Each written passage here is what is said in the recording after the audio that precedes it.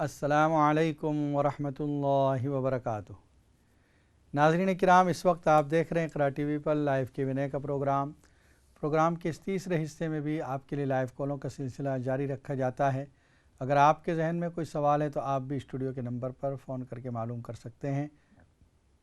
कुछ सवालात जो ब्रेक से पहले आए हुए थे उनका जवाब का सिलसिला जारी है। हमारी एक बहन का सवाल ये था कि सफ़ा मरवा के जो 7 चक्कर हैं, ये तो हज़रत हाजरा अलैहिस्सलाम की यादगार में हम करते हैं, बाकी तवाफ़ के 7 चक्करों की हिकमत क्या है? देखिए, 7 का जो अदद है ये बड़ा कीमती अदद है। 7 आसमान, 7 ज़मीनें, इसी तरह हफ्ते के 7 दिन, इसी तरह जो कंकरियाँ मारी जाती है जमरात पे वो भी 7। कुरान मजीद में अल्लाह ताला ने इंसान की जो खाने की चीज़ें ज़िक्र फरमाई वो भी 7। हम जब सजदा करते हैं तो वो भी हमारे आज़ा 7 आज़ा इस्तेमाल होते हैं, 2 हाथ, 2 पैर, 2 घुटने और 1 सर। तो 7 का अदद ही बहुत अहम है, इसलिए अल्लाह ताला ने तवाफ़ के भी 7 ही चक्कर रखे हैं।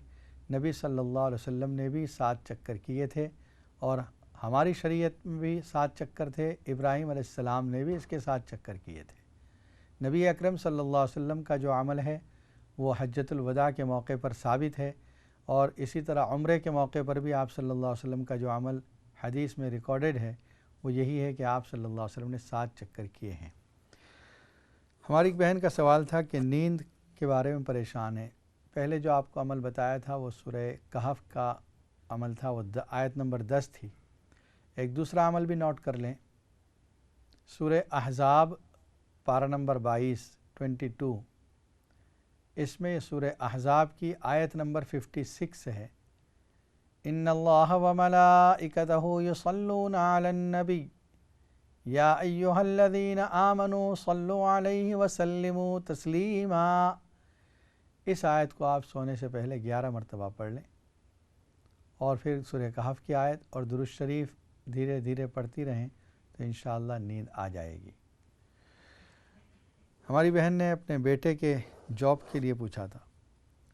अल्लाह ताला से दुआ भी है कि हक़ ताला उसको हलाल रिस्क का ज़रिया बताए और बनाए, उसके लिए कोई अच्छी जॉब बताए। अमल के तौर पर यह है कि सूरह माइदा वाला अमल जारी करें, आप भी पढ़ें, बेटा भी पढ़े। पारा नंबर 7 आयत नंबर 114 नंबर की आयत सूरह माइदा में, इस आयत को आप भी पढ़ें, आपका बेटा भी पढ़े 41 टाइम्स और शुरू में आखिर में 11 मरतबा दुरूद शरीफ पढ़ें, फिर दुआ करें।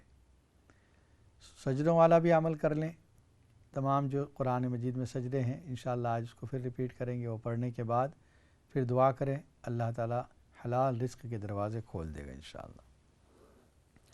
और हमारी एक बहन का जो मसला है कि उनके आज़ा दर्द करते हैं, पूरे आज़ा में दर्द रहता है। सूरह अनआम पारा नंबर 7 की आयत नंबर 45, इसको आप तिलावत करती रहें, यानी पढ़ती रहें।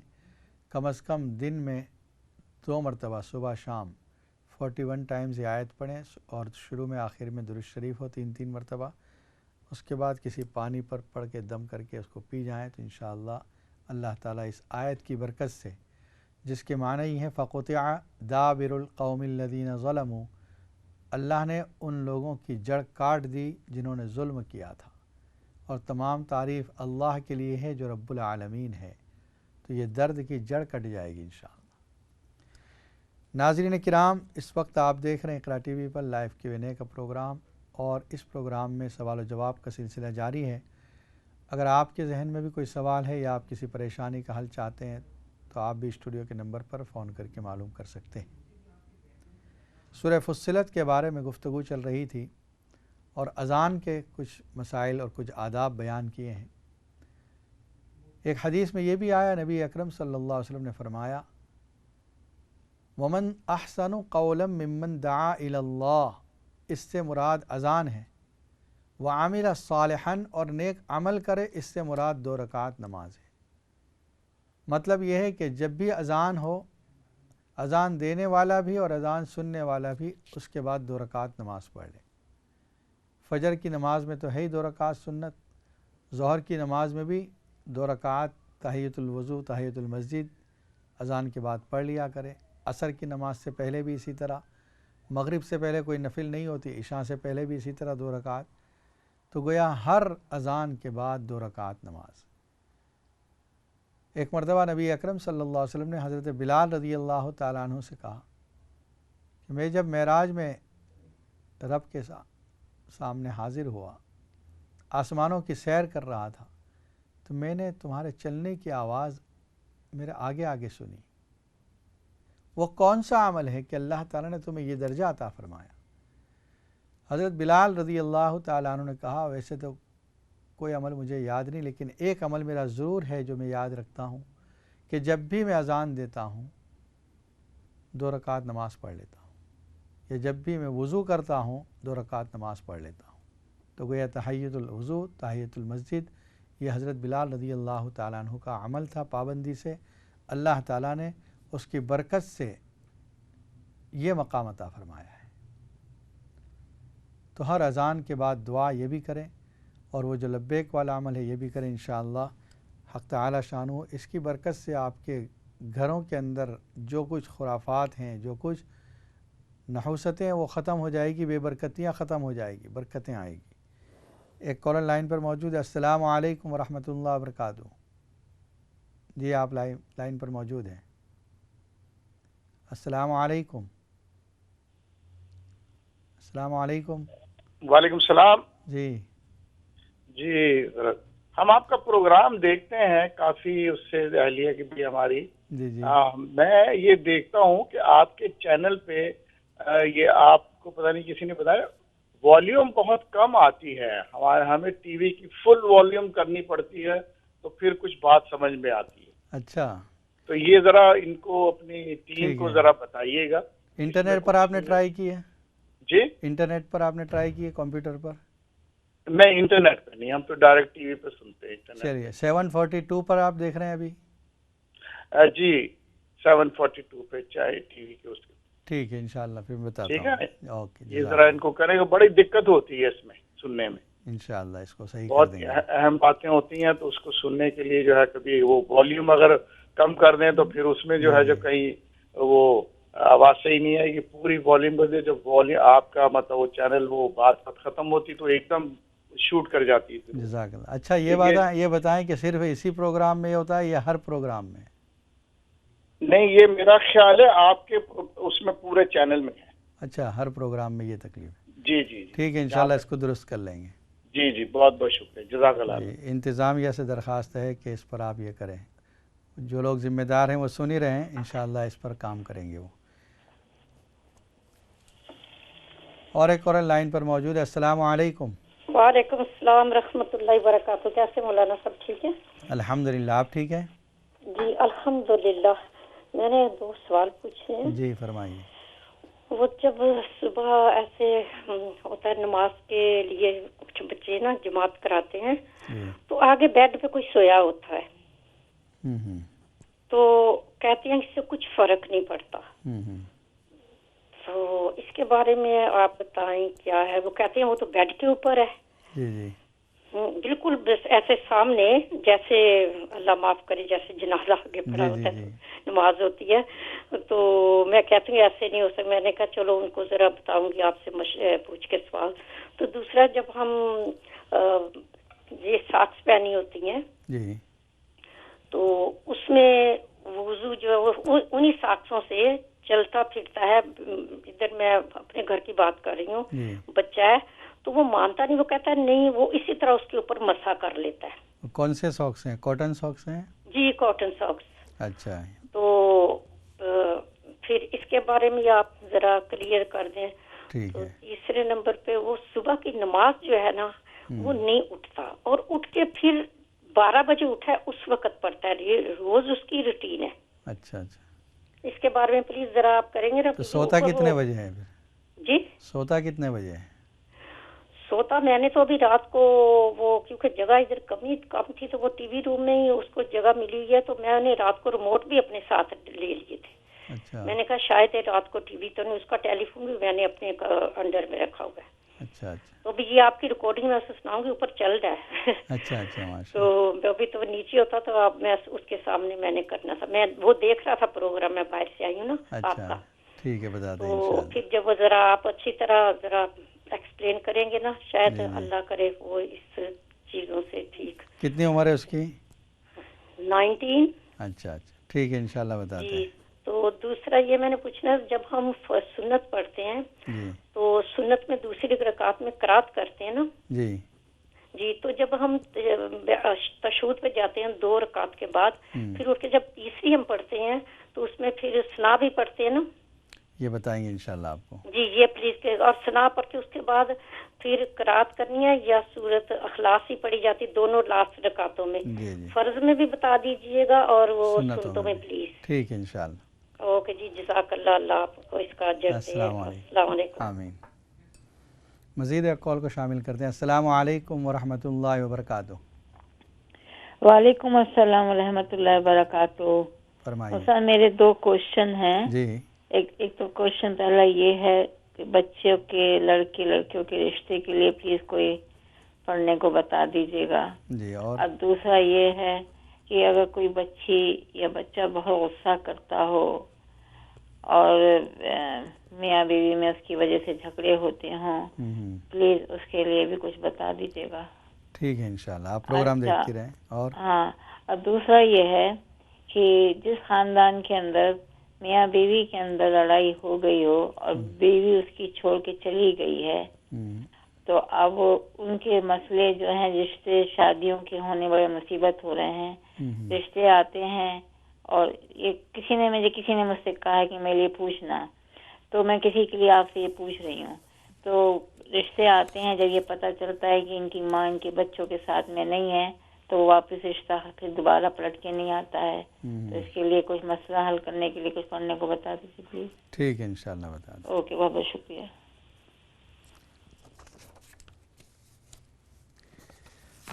دیکھیے ہماری بہن کا یہ سوال تھا کہ فجر کی نماز یا کوئی نماز جب بھی گھر میں پڑھتے ہیں تو سامنے بیڈ ہے اور بیڈ پر کوئی لیٹا ہوا ہے، تو کیا اس سے نماز پر کوئی اثر پڑتا ہے؟ تو جواب یہ ہے کہ اس سے نماز پر کوئی اثر نہیں پڑتا. یعنی اگر آپ اپنی جماعت نماز پڑھ رہے ہیں اور سامنے کوئی بیڈ پر لیٹا ہوا ہے، کوئی حرج نہیں ہے. حدیث میں حضرت عائشہ صدیقہ رضی اللہ تعالیٰ عنہ فرماتی ہیں، نبی صلی اللہ علیہ وسلم بعض مرتبہ جب گھر میں نماز پڑھتے تھے رات کی، تہجد وغیرہ کی، تو میں لیٹی ہوئی ہوتی تھی. اور گھر اس زمانے میں بہت چھوٹے ہوا کرتے تھے، کمرے تنگ ہوا کرتے تھے. نبی صلی اللہ علیہ وسلم جب سجدے میں جانا چاہتے تھے تو ہاتھ سے ٹاپ کرتے تھے اور میں اپنے پیروں کو سمیٹ لیتی تھی، پھر آپ سجدہ کرتے تھے. جب سجدے کے بعد آپ کھڑے ہوتے تھے پھر میں اپنے پیر لمبے کر دیا کرتی تھی. اس سے معلوم ہوتا ہے کہ بالکل سامنے ہی نبی صلی اللہ علیہ وسلم کے حضرت عائشہ صدیقہ موجود ہیں. تو اس سے آپ کی جماعت پر کوئی اثر نہیں پڑتا، پڑھ سکتی ہیں نماز آپ. دوسرا جو مسئلہ آپ نے بچے کے بارے میں پوچھا ہے کہ کاٹن ساکس پر وہ مسح کر لیتا ہے. دیکھیے وہ ساکس جو واٹر پروف ہوتے ہیں، چاہے وہ لیدر ساکس ہوں یا سیل کے بنائے گئے ہوں سیل اسکن سے، اس پر تو آپ مسح کر سکتے ہیں. لیکن یہ جو نارملی ہم کپڑے کے کاٹن کے ساکس پہنتے ہیں، اس پر مسح نہیں ہوتا. اور جب مسح نہیں ہوگا تو وضو نہیں ہوا، جب وضو نہیں ہوا تو نماز نہیں ہوئی. اتنی محنت سے ہم نے نماز پڑھی، اس کے لیے وقت نکالا، قرات کی، سجدے میں گئے، رکوع میں گئے، اور نماز باقی رہ گئی ہمارے ذمے، اور وہ بھی نماز چھوڑنے کا گناہ ہو رہا ہے. تو بجائے اس کے کہ ہم کو ثواب ملتا، ایک فرض کو چھوڑنے کے گنہگار ہو رہے ہیں. اس لیے ایسے ساکس پر مسح نہیں کرنا چاہیے. اس پہ مسح نہیں ہوتا تو وضو نہیں ہوتا. اگر آپ کو مسح ہی کرنا ہے تو پھر لیدر ساکس پہنا کریں، اور اس سے آپ کا وضو بھی مکمل ہوگا. جب وضو مکمل ہوگا تو نماز بھی ادا ہوگی. اور اللہ نے آسانی دی ہے شریعت میں. ایک مرتبہ جب آپ نے وضو کر کے وہ ساکس پہنا ہے تو گھر میں رہتے ہوئے 24 گھنٹے آپ اسی پر مسح کرتے رہیں، ظہر میں، عصر میں، مغرب میں، عشاء میں. اور اگر مسافر ہیں 3 دن تک اس پر مسح کر سکتے ہیں. دوسرا جو آپ کا سوال تھا کہ فجر کی نماز میں کوتاہی کرتا ہے، دوپہر کے وقت اٹھتا ہے. میرے سوال کا مطلب یہ تھا کہ آپ سوتا کتنے بجے ہے؟ اگر وہ 12 بجے اٹھتا ہے، 2 بجے اٹھتا ہے، اگر وہ لیٹ سو رہا ہے، جو نماز کا وقت شروع ہو جاتا ہے فجر کا، تو نماز پڑھ کے سویا کرے. جیسے 1:30 پہ آج کل 1:30 بجے، بعض علاقوں میں 1:20 پہ فجر کا وقت ہو جاتا ہے، تو اس وقت فجر پڑھ کے سویا کرے. لیکن یہ دیکھے کب وقت شروع ہوتا ہے، بعض آگے چل کر پھر وقت چینج بھی ہوگا. اس سے کہیں کہ سورہ کہف کی آخری 2 آیتیں سونے سے پہلے پڑھ لیا کریں. سورہ کہف پارہ نمبر 15 سے شروع ہوتی ہے، ختم ہوتی ہے 16 میں. تو وہ جو آخری 2 آیتیں ہیں وہ پڑھ کر سوئے، اور یہ نیت کر کے سوئے کہ اللہ مجھے فجر کے لیے اٹھنا ہے. بس انشاءاللہ ان آیات کی برکت سے اس کی آنکھ کھل جائے گی. تھوڑا اپنی نفس پر مشقت کر کے، تکلیف کر کے، جیسے ہی آنکھ کھلے پھر اٹھ جائے. یعنی یہ گارنٹی تو ہے کہ آنکھ کھلے گی، اس کے بعد اٹھنا آپ کے اختیار میں رہتا ہے. تو کوشش کریں. فجر کی نماز کی بڑی اہمیت ہے. نبی اکرم صلی اللہ علیہ وسلم نے فرمایا، اگر ان 2 نمازوں کے بارے میں، ان کی اہمیت اور ان کی فضیلت کے بارے میں پتہ چل جائے تو لوگ گھسٹ کر مسجد میں آئیں گے. چل نہ سکیں گے تو گھسٹ کر بھی مسجد میں آئیں گے، عشاء کی نماز اور فجر کی نماز. دوسری حدیث میں یہ فرمایا کہ جس شخص نے عشاء کی نماز وقت پر جماعت کے ساتھ پڑھ لی، اس نے گویا آدھی رات عبادت کر لی. اتنا ثواب اللہ لکھ دیں گے کہ آدھی رات تک اس نے عبادت کی. اور پھر فجر کی نماز بھی پڑھ لی تو اللہ تعالیٰ باقی آدھی رات بھی عبادت میں لکھ دیں گے. گویا اس آدمی کو پوری رات عبادت کا ثواب ملے گا جس نے عشاء اور فجر کی نماز وقت پر پڑھی ہو. تو یہ تمام اعمال کے ہوتے ہوئے، اچھا جو لوگ چھوڑتے ہیں ان کے بارے میں کیا وعید ہے؟ فرمایا نبی اکرم صلی اللہ علیہ وسلم نے، منافقین پر سب سے بھاری نماز یہی 2 نمازیں ہیں، عشاء کی اور فجر کی نماز. یعنی ان کے دل میں ایمان نہیں ہے، وہ کفر چھپائے ہوئے ہیں، کلمہ پڑھتے ہیں ظاہر میں، نماز میں حاضری بھی دیتے ہیں، ظہر عصر مغرب میں حاضر ہوتے ہیں، لیکن فجر اور عشاء ان کے اوپر بڑی بھاری نماز ہے. کیونکہ اس زمانے میں ویسے بھی اندھیرا ہوتا تھا، وہ سوچتے تھے کون دیکھتا ہے، دن میں تو نظر آئے گا کون مسجد میں آیا کون نہیں آیا. اور یہ نماز مشقت والی ہے، تکلیف والی ہے، لیکن یہ نماز بڑی قیمتی بھی ہے. فجر کی نماز کی تو یہ اہمیت بھی ہے کہ اس میں 2 ڈیوٹی والے فرشتے حاضر ہوتے ہیں. جو رات کی ڈیوٹی والے وہ موجود ہوتے ہیں اور دن کی ڈیوٹی والے آ چکے ہوتے ہیں فجر سے پہلے. تو فجر کی نماز میں ڈبل فرشتے موجود ہوتے ہیں. کوشش کریں حق تعالی شان ہو آپ کو ہمت اور طاقت بھی عطا فرمائے اور آپ کو 5 وقتہ نماز کی پابندی عطا فرمائے. ایک کورن لائن پر موجود ہے. السلام علیکم ورحمۃ اللہ وبرکاتہ. وعلیکم السلام ورحمۃ اللہ وبرکاتہ. مفتی صاحب کیا حال ہے؟ الحمدللہ. آپ کیسے ہیں؟ مفتی صاحب طاہر زمان بول رہے ہیں علی فیکس تو. جی فرمائیے. آپ کے پیچھے جمعہ بھی پڑھتے رہے ہیں ہم. جی ماشاء اللہ. کل آپ کا پروگرام کام پر چھٹی تھی، کام پر نہیں تھا، تو میں نے آپ کا پروگرام پورا آرام سے گھر میں بیٹھ کر سنا تھا ماشاء اللہ، اور بہت مزہ آیا تھا. جی. اور رات کو میں نے خواب دیکھی ہے. خواب کا جو تعلق ہے وہ وینسڈے کو ہے. کل وینسڈے تھا اس لیے آپ نے وہ پروگرام دیکھا ہے. انشاءاللہ پھر وینسڈے کو آپ فون کریں گے تو خواب کی تعبیر بتائی جائے گی. اور ایک مسئلہ ہماری بہن نے یہ پوچھا تھا کہ سنت جب پڑھتے ہیں تو 2 رکعت پر بیٹھ جاتے ہیں، اس میں اتحیات پڑھتے ہیں، تیسری رکعت پہ جب کھڑے ہوتے ہیں تو ثنا اور بسم اللہ اعوذ باللہ یہ پڑھتے ہیں. دیکھیے اس میں 2 قسم کی نماز ہے، ایک فرض اور سنت. سنت میں جو نماز ظہر کی نماز ہے سنت مؤکدہ کہلاتی ہے، تو یہ فرض ہی کی طرح ہے. صرف یہ کہ سنت کی 4 رکعت میں قرأت کریں گے، الحمد کے بعد سورت پڑھیں گے آپ، لیکن فرض کی 2 رکعت میں قرأت کریں گے.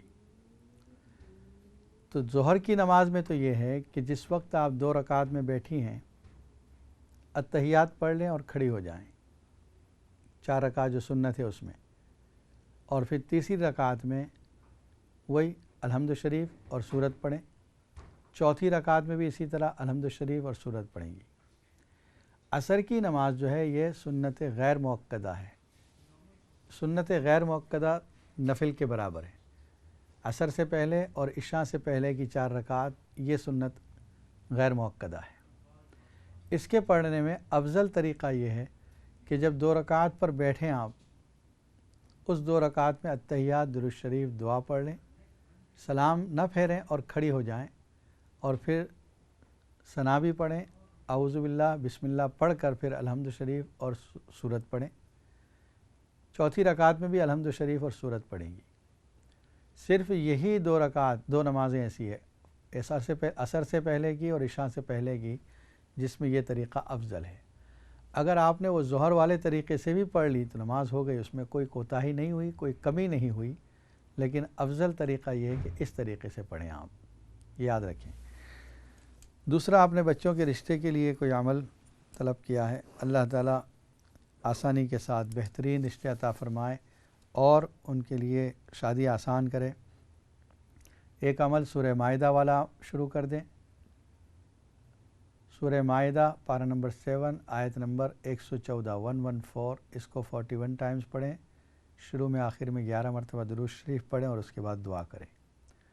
اور بچے خود بھی اور آپ خود بھی سورہ ممتحنہ روزانہ 1 مرتبہ ضرور پڑھیں۔ ممتحنہ پارہ نمبر 28 کی 3rd صورت ہے، 28ویں پارے کی 3ری صورت ہے، اس کو آپ روزانہ پڑھیں اور اس کے بعد دعا کریں۔ غصے کے بارے میں آپ نے پوچھا ہے کہ غصہ بہت کرتی ہے بچے بھی اور میاں بیوی بھی۔ کھانے پر بسم اللہ الرحمن الرحیم یہ 11 مرتبہ پڑھ کر جب کھانا تیار ہو گیا ہے، چاہے کچھ بھی کھانا ہے، روٹی ہے، سالن ہے، چاول ہے، اس پر دم کر دیں، تو جو اس کو کھائے گا انشاءاللہ اس کا دل نرم اور رحم دل ہو جائے گا، وہ یعنی اس کا غصہ کم ہو جائے گا۔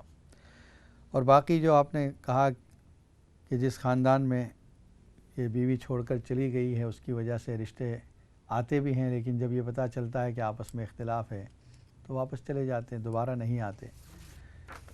یقیناً یہ مسئلہ بڑا ہے۔ ماں باپ کے اس اختلاف کا اثر اور اس کی سزا گویا اولاد کو بھگتنا پڑ رہی ہے۔ ماں باپ اپنی انا کے اندر، اپنی ایگو کے اندر اولاد کا نقصان کر رہے ہیں۔ صرف یہی نہیں کہ رشتے میں اور بھی بہت کچھ اثر ہوتا ہے۔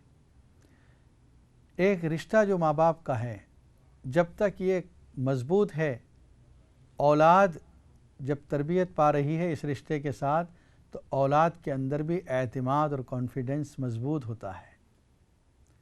اور جس خاندان میں میاں بیوی کے درمیان اختلاف ہے، آپ نے تو یہ کہا بیوی چھوڑ کر چلی گئی ہے، بیوی چھوڑ کر نہ گئی ہو اور اختلاف نظر آئے اولاد کو، ماں باپ جھگڑتے ہوں، اس کا بھی اثر یہ ہوتا ہے کہ بچے کے اندر اعتماد کی کمی ہوتی ہے۔